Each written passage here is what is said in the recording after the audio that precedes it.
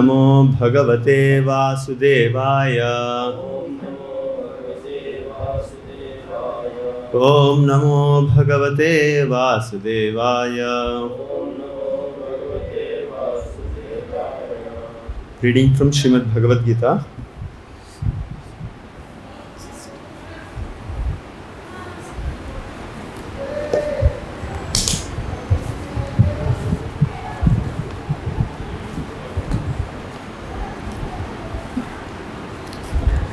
Reading from śrī-bhagavān, chapter 15, text 1.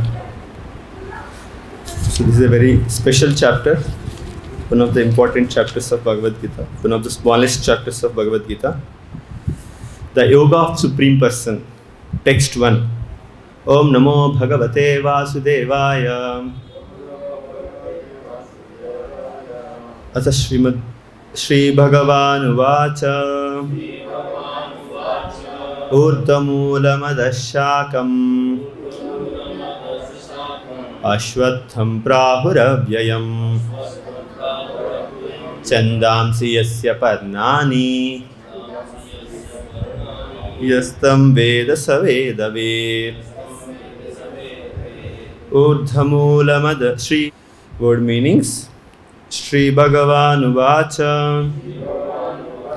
The Supreme Personality of Godhead said, ūrdhva-mūlam, with roots above, adhaḥ, downwards, śākham, branches, aśvattham, a banyan tree, prāhuḥ, is said, avyayam, eternal, chandāṁsi, the Vedic hymns, yasya, of which, parṇāni, the leaves, yah, anyone who, tam, that, veda, knows, sa, he, veda-vit, the knower of the Vedas.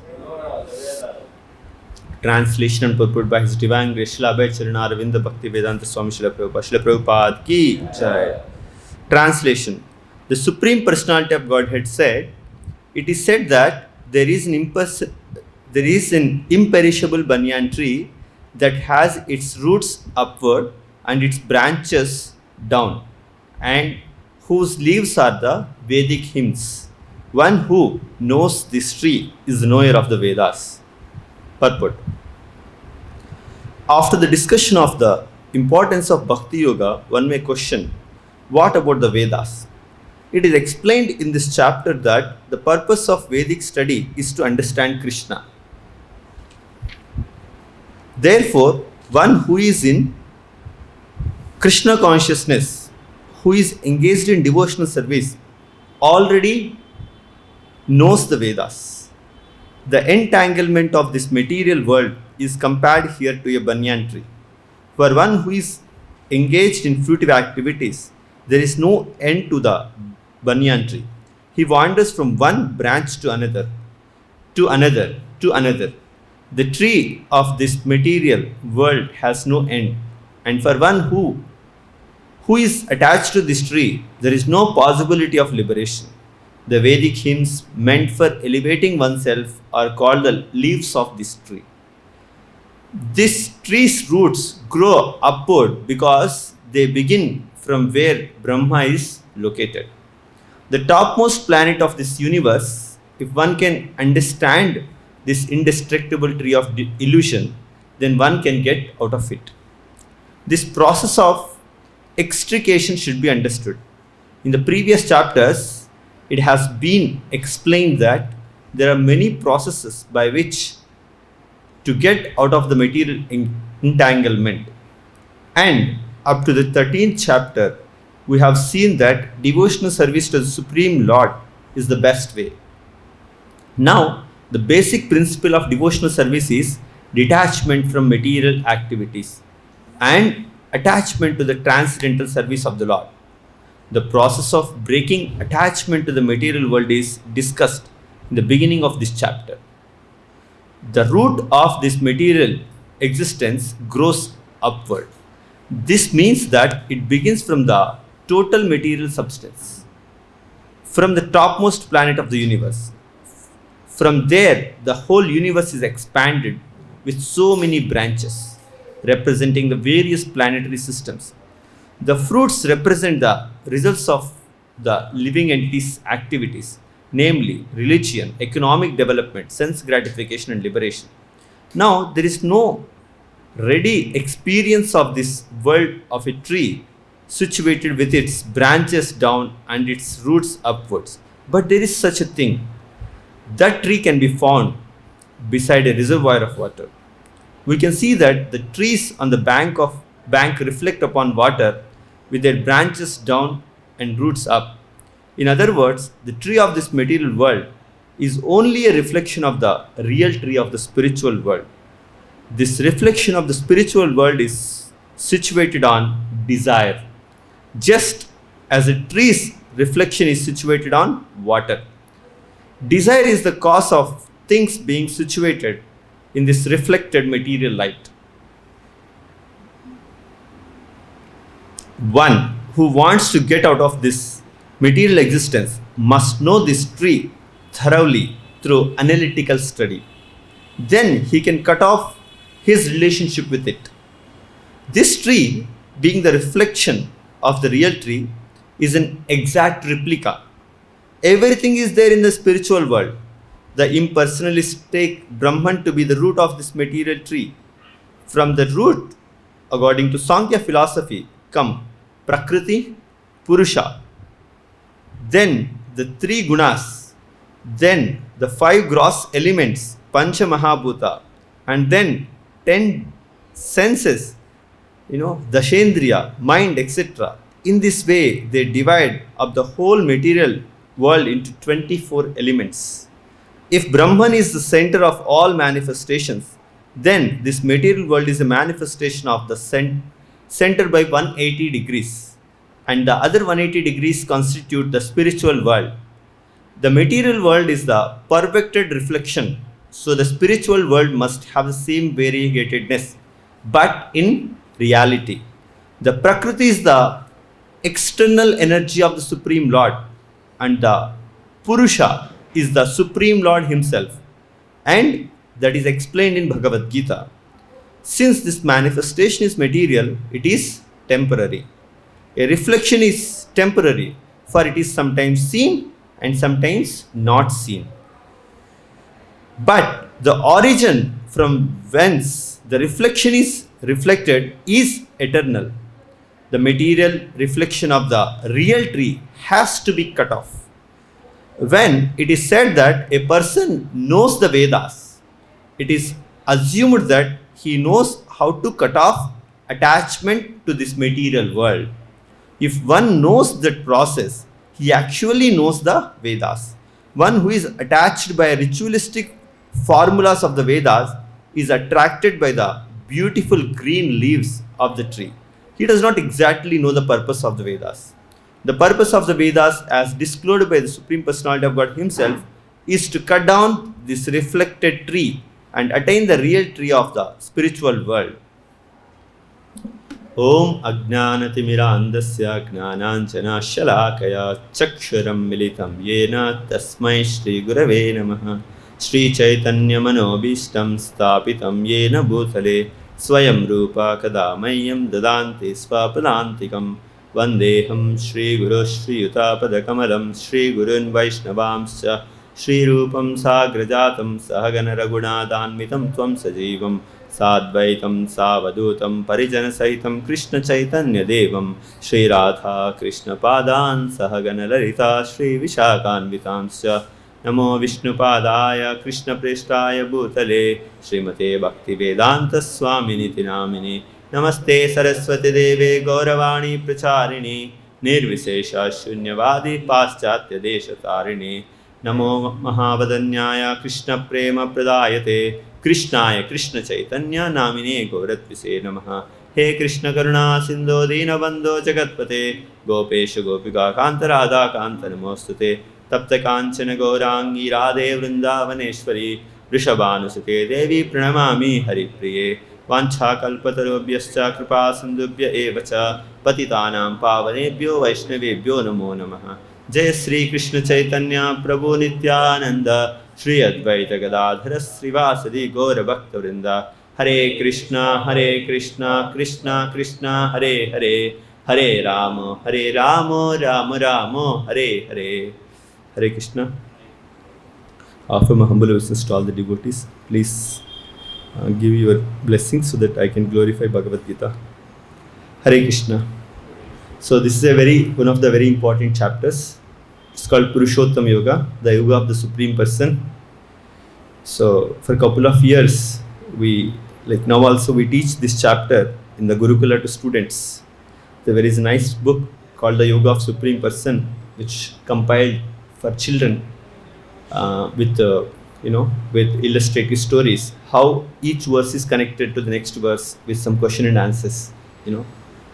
So especially this verse, ūrdhva-mūlam adhaḥ-śākham aśvattham prāhur avyayam chandāṁsi yasya parṇāni yastam veda-vit. The Supreme Personality of Godhead said, it is said that there is an imperishable banyan tree that has its roots upwards and its branches down, and whose leaves are the Vedic hymns. One who knows this tree is the knower of the Vedas. So I think Srila Prabhupada's disciples, have made a beautiful painting for this, which you can see in my Bhagavad-Gita. It is plate 10. So you can also look at, which explains very nice, it describes the special shloka. So where Prabhupada has given a beautiful detailed purport. So one thing, can anybody point what is on what this, the first part of this painting, if you are watching this, is the Goloka Vrindavan, where Shri Radha Krishna is standing, and the second part of the is the reflection of the tree, which is a perverted reflection, where the roots are downwards, the branches are up, the roots are upwards, branches are downwards. So where this tree is reflected? Yeah, it's written there. Where this tree is reflected? In the water. It's written there. In the painting we can see where this tree is reflected. Anybody? It's written there. If you see a light white color, this tree is reflected. No, it's written there. Just see in the board, in the photo it's written there. Where this tree, the spiritual world, is reflected. Oh, desire. It's reflected in the water of the desire. This is the point which Prabhupada also explained in the purport. Okay? So this world is created just because of my desire to enjoy separate from Krishna. That is where this entire material world, is created, and which is reflecting here. So the moment we desire that I want to be free from this, when I say desire, it has to be 100%. Many times we desire, but we don't desire, to the perfection. Our desires are mostly sometimes impure. Like I want to say, I may say, I want to chant, or I want to do pure devotional service, but there are some inherent, impurities, which are impure desires, which obstruct me, because Krishna tests. Because for example, I may say I want to become a soldier to serve the country, but I have to pass through certain tests to be qualified, so that I can be given that service of serving country. In the same way, I have to be the Krishna's internal potency, Krishna's external potency. They all test to see whether this living entity is free from impure desires or not. So as we can see, this tree, as Prabhupada already told, we don't see a tree which is top side down normally. But Prabhupada gives example, we can see it on the bank of a reservoir of water. So where the tree, that kind of tree is there. So in this world also we have to see that, where this entire world is like compared to this banyan tree. So very beautifully it describes. We can see like in all the four dharma, artha, kama, moksha is there, and Vedas are there, Vedic hymns are there. Like everything is nicely described. So because it gives a lot of understanding, or else it's very difficult to visualize. Srila Prabhupada has guided his dear disciples to create this wonderful, which are called windows to spiritual world, for our better understanding and appreciation. So coming to this point, everything in this world is a topsy-turvy. One example which we can take is the topmost thing in the spiritual world. Like Krishna reciprocates with his devotees in different mellows, which are called rasas. The topmost is the conjugal love. So if we see the reflected of that here is the the illicit relationship with women. So that is condemned in this world. So the same thing is glorified. It's worship in the spiritual world. So this is something which we have to, we can go on understanding like this. For example, one more example is the attachment and detachment. In the spiritual world, we have to be attached to Krishna. But in the material world, we have to be completely detached from everything. That is possible only when we have attachment for Krishna. So these are all, opposites of each other. And as we can see here, in this connection, I would like to mention a story. As today morning also, in one of our discussions, somebody was raising this doubt, this question, that how Krishna is worshipped if he is trying to enjoy other women, like this kind of questions. So a very nice illustrative story which happened in Vrindavan, when this is a discussion between, once all of there is in Parikrama Marg in Vrindavan, there is a village called Panigaon, where Durvasa Muni used to sit and do tapasya. Okay, and Krishna goes and sometimes serves Durvasa Muni. So the word Durvasa Muni means, so he just drinks the juice of Durva grass. That is the reason he is called Durvasa. So, and Krishna, once he is supposed to go and meet the gopis, so he got delayed. When they asked that, he said that I went to do service to Durvasa Muni. He is a great sage. I went to serve him. And you also should serve, Krishna tells them. So then, and one day, so they all cook some nice foodstuffs and to offer to the, Durvasa Muni, as it's a, like whenever we go to meet some saint or some great personality, so we should carry some things like flowers, fruits. This is like Indian custom. So they have cooked all things. So now they have to cross the river.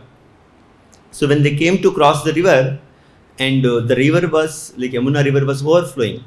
So they were thinking, how can we cross? So Krishna told that, you just pray to Yamuna Mai that if Krishna is a brahmachari, please give us path.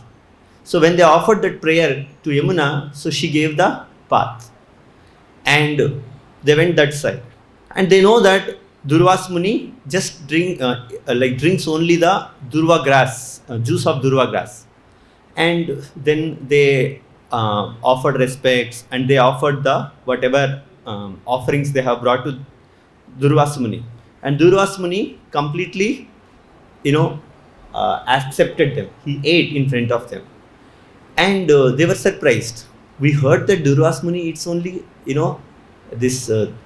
drinks only the juice of durva grass. And they have developed this doubt in the mind, but they have not asked him. Okay. And when they have to return back, again they were in perplexity how they do. So then Durvasa Muni tells the gopis, so you go and tell Yamuna that if Durvasa Muni, he drinks only durva grass juice, and if he's proper, austere person, tapasvi, so please give path. So when they go and offer this prayer, again Yamuna Mai gives, the path for them to cross the river. Okay, so they were in doubt. So here we can see that the so-called rules and regulations which we understand, like Krishna is not brahmachari, or Durvasa Muni is not a tapasvi, are based on the understanding of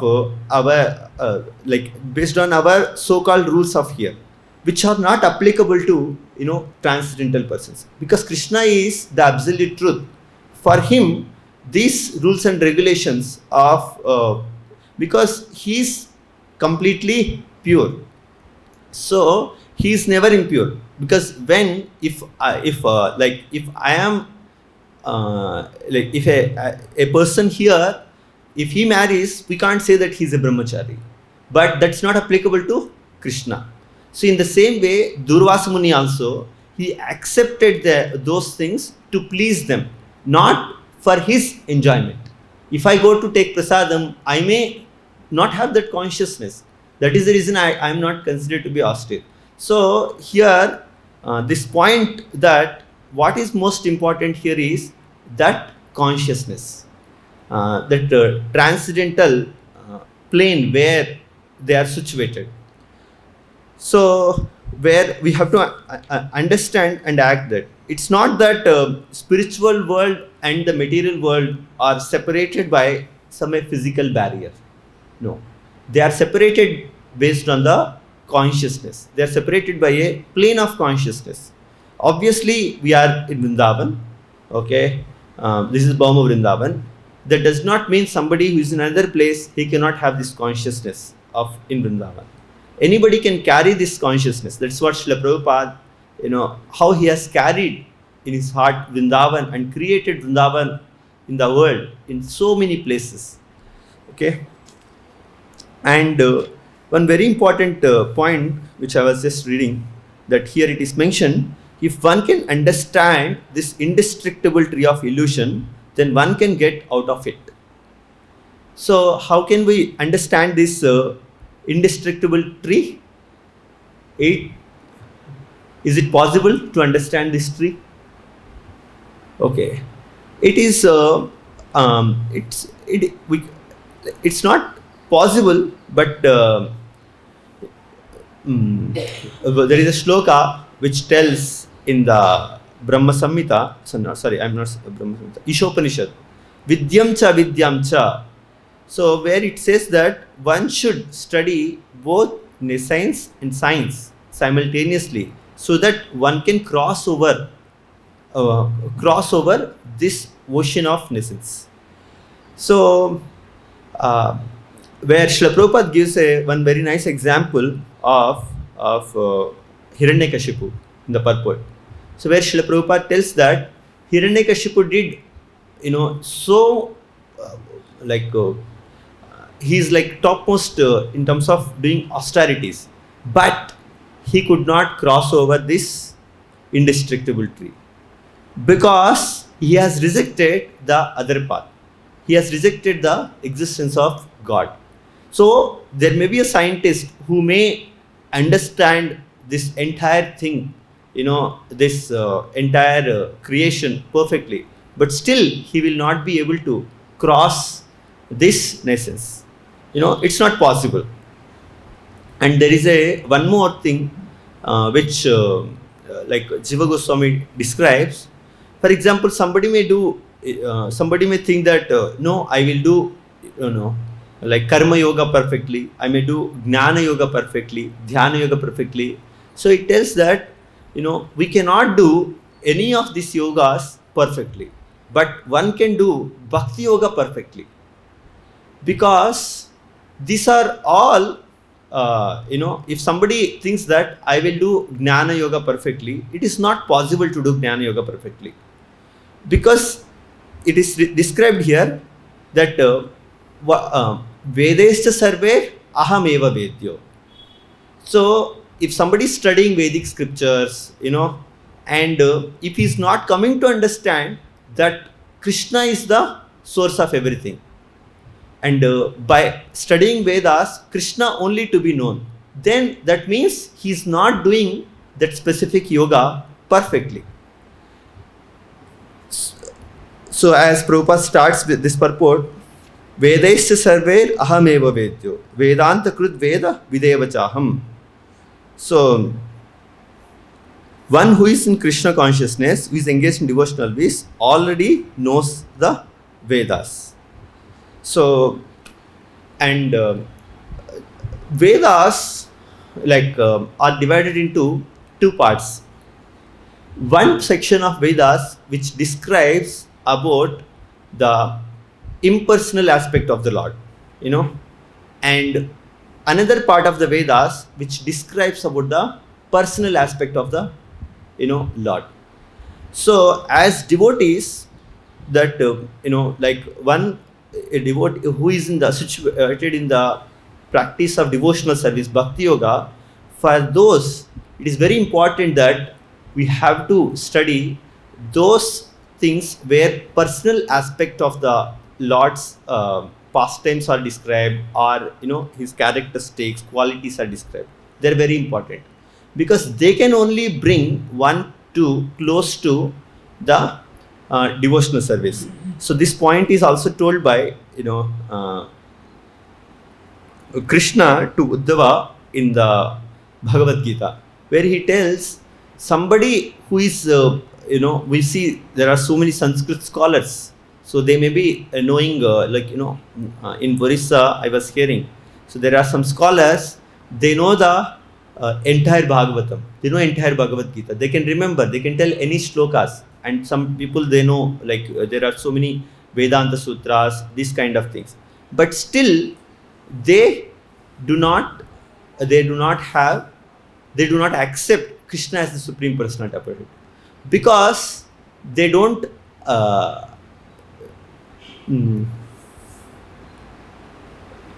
they do not accept, because they have not doing it under the bona fide guidance, and they are not connected to any a teacher who knows this one, because for all these things can be learned only from a bona fide teacher. So we have to study all these things, or else the way here Prabhupada describes, we'll be confused, because different sections of this tree describes so many practices, and one will be surely destined to confuse, and you will not be able to find. Like for example, if it's a very big banyan tree is there, if you are in one branch, you don't know how to exit. It's like that. So there are big banyan trees also. Actually, if you go to some forest, they are there. So I will end with a small story where this normally we tell to children also, where we see once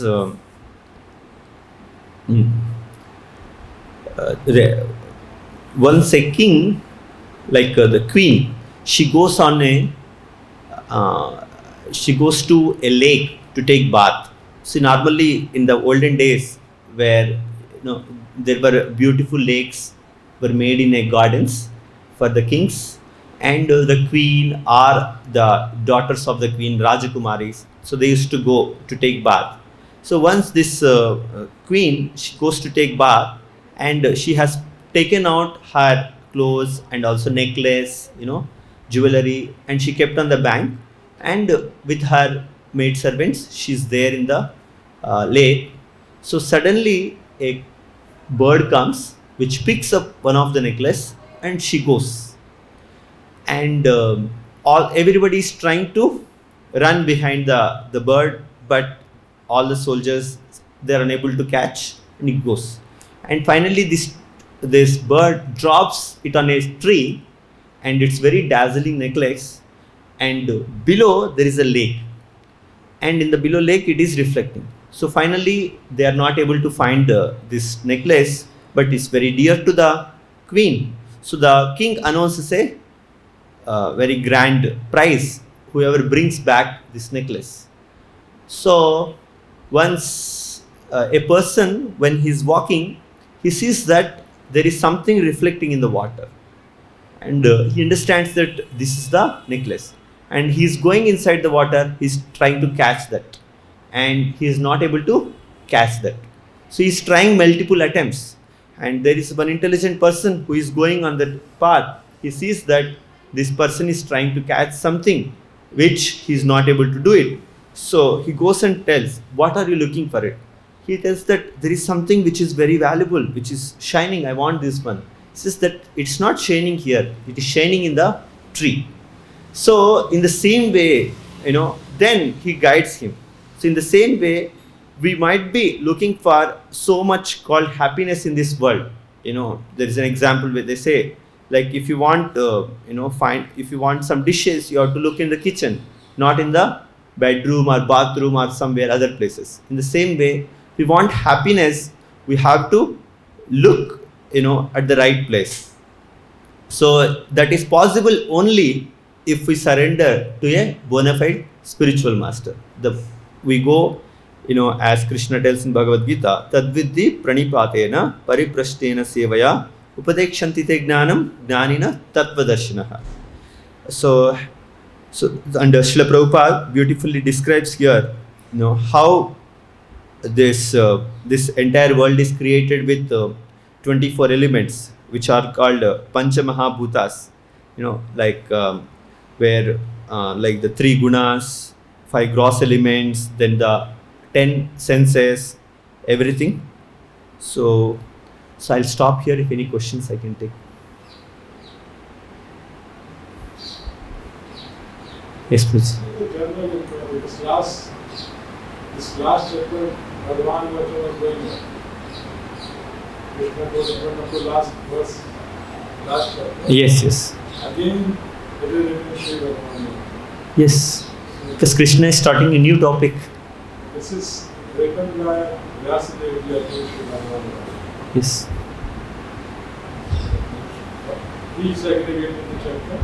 Yes. Then he wrote again, the topic is changed. Yes. Vyasadeva. Like when we are doing a drama, so one scene finishes, another scene starts. So we write again who is that person who is speaking. So it's like that. Yes, please. So Yudhishthira Maharaj also, when he is speaking to Yaksha, he says that thoughts are more numerous than grass. He also says what is the biggest disease is covetousness, longing to possess something. So what can be done? Thoughts and desires are unlimited. What is the answer? Prabhupada, he has given an approach. In this here, the question is that we have so many thoughts and so many desires, how to control them. Is it correct, Prabhu? So here in this purport Prabhupada covered, where Krishna tells that abhyasa vairagya. Okay, where it's read. I read this purport somewhere. It is there.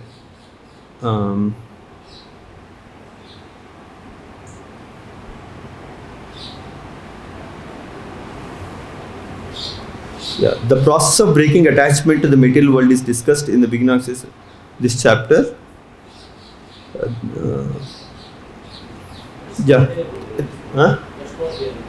No, in this purport it's there. The way of detachment is that like you have to practice and detachment.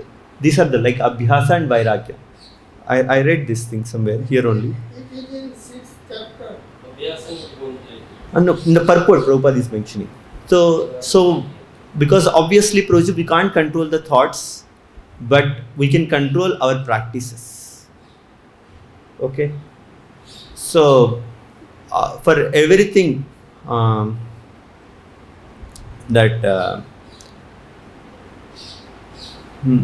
as you know, as all of you know, when Arjuna was asked that he tells that I can control the wind, but I cannot control, I'm not able to control my mind. Yeah.